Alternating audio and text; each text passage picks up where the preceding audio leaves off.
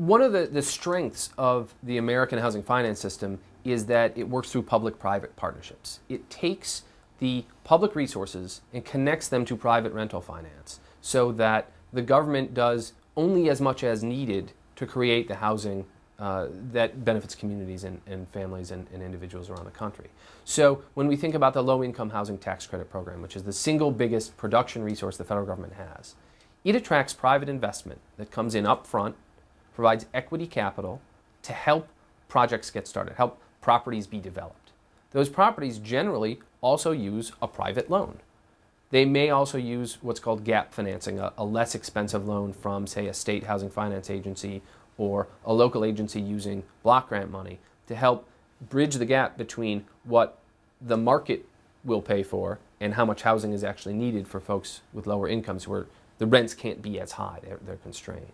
So you have public resources leveraging, you often hear that word, but in this case it's leveraging private dollars and private entrepreneurship to create the housing and to run it over time.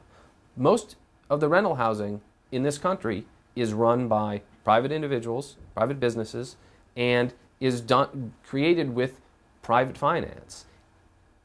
The programs like the low-income housing tax credit, like HOME, like Section 8, provide pieces that help the whole schema fit together. They help weave the whole tapestry together. So you have a little bit of help for folks paying the rent, you get a little bit of capital up front, sometimes you get a little bit more, depending on the needs of the project and the needs of the community.